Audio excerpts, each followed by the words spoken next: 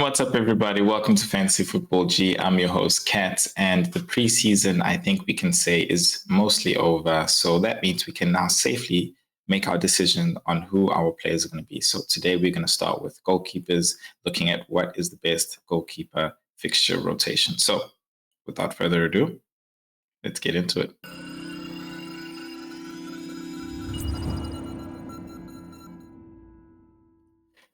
So sorry for the absence, but you know what? I really wanted to put this video together for you guys, having seen, the last few fixtures of the teams and everything, so that I can give you a sound decision on everything, my whole entire team selection. So I'm going to be doing a team reveal series, team selection series of my defense, goalkeeper, defense, and I'm also going to do the midfielders and the strikers, and it's all going to lead up to my team reveal, revealing each and every single locked player until the final day where I reveal my entire team. So if you want to check that out, please tune into the series. If you're loving the content, please make sure you hit that like button. Most importantly, road to 100.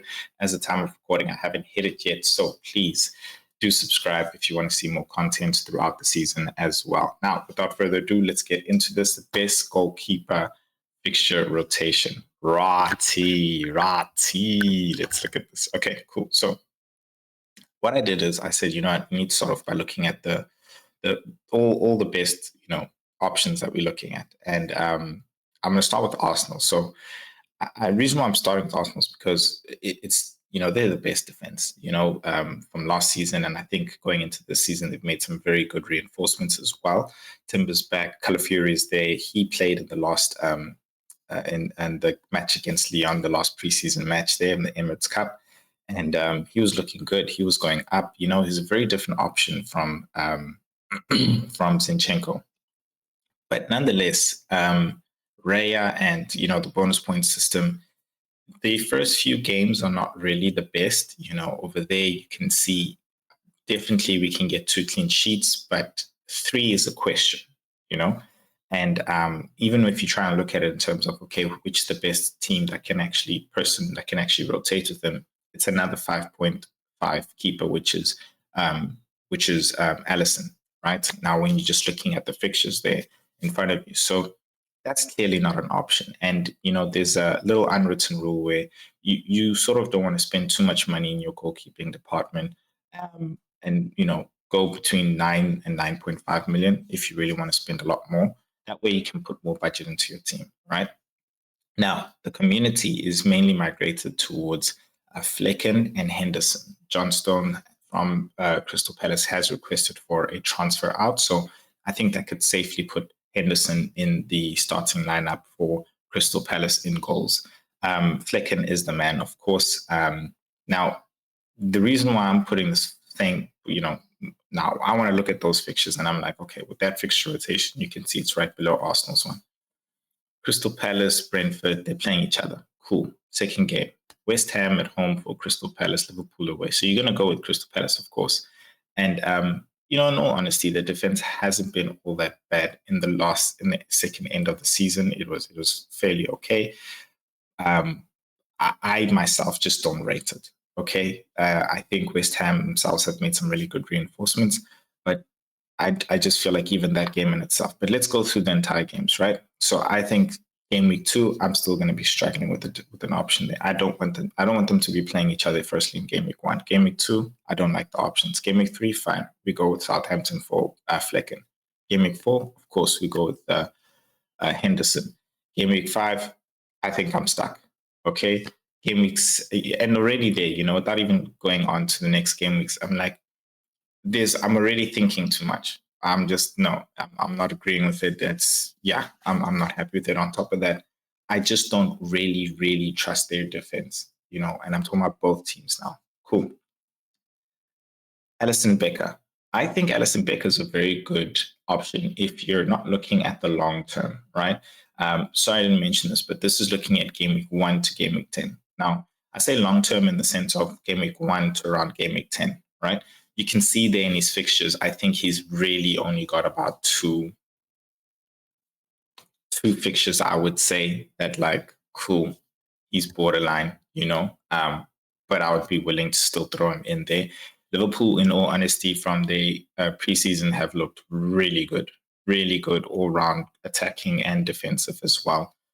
They've gotten some clean sheets with Alisson Becker there and without him there as well. So, yeah, fine. It is preseason. I know we can't take entirely everything from preseasons, but we can use it as some indicating factors. And I think defensively, they really got some really good indicating factors there that they're doing a counter press as soon as they lose the ball when they're in their own half.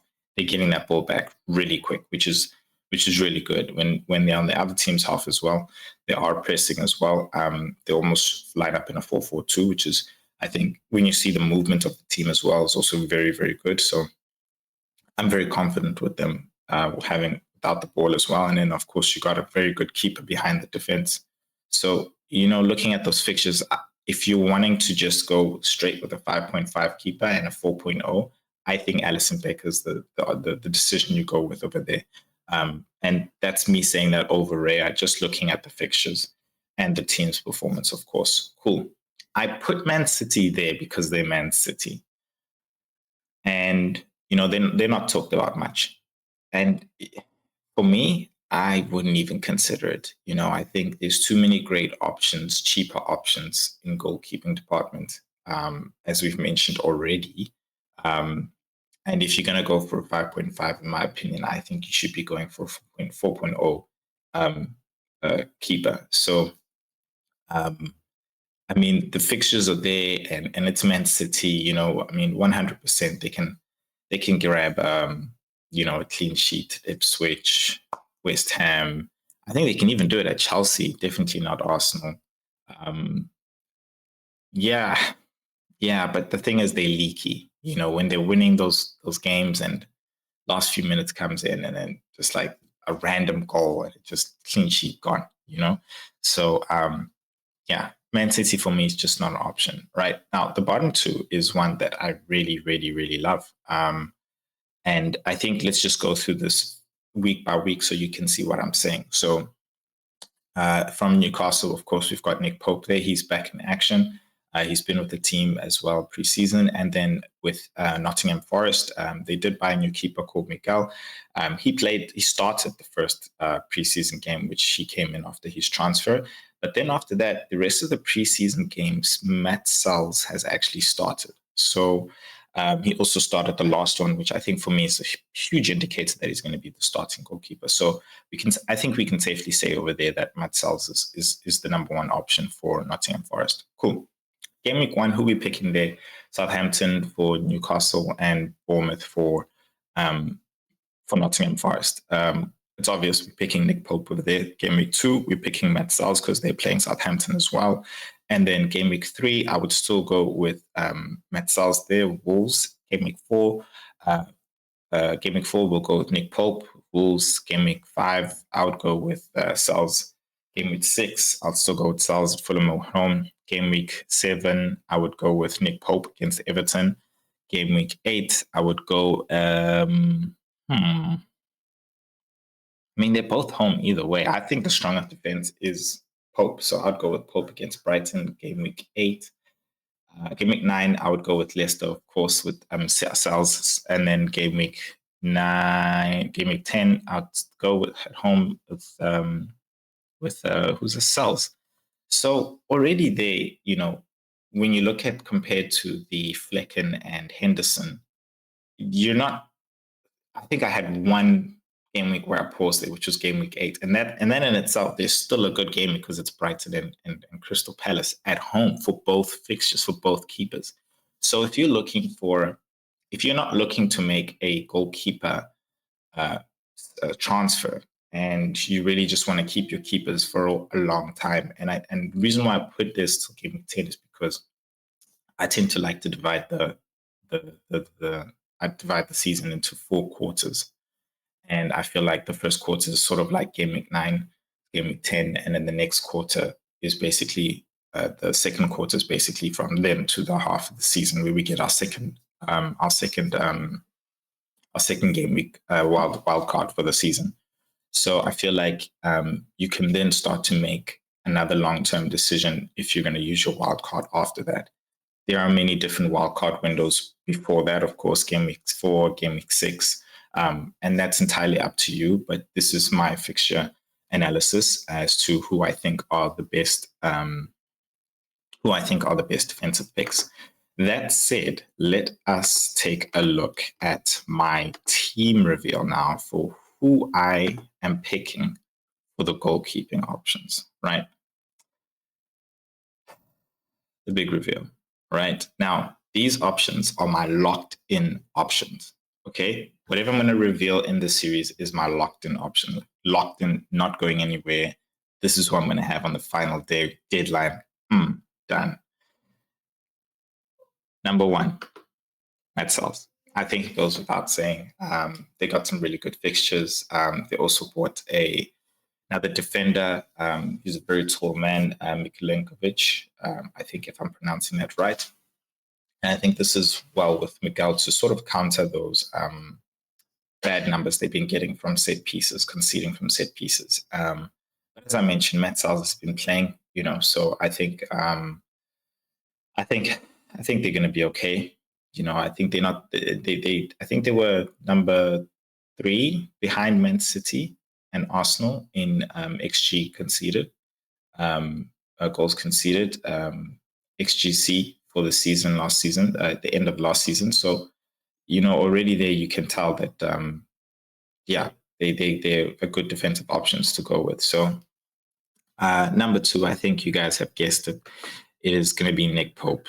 Guys, I don't want to make any transfers. I really don't. I'm willing to go with that money, spending 9.5 there, and it's a long-term thing. I know goalkeeping department, I'm sorted. Goals can come in, goals cannot come in. I think I've made my decision, and I think the fixtures that they've got are really good going long term. So yeah, guys, that is my thing. Let me know what you think in the comments below. Who would you go with in your goalkeeping department? And if you're interested in seeing my defensive reveal, then you better be checking out this video that is coming up next so that you can see my defensive locked team picks. And I'm also going to be talking about the top 10 defensive picks. So join me in that next video and I'll see you guys. Please make sure you like and subscribe.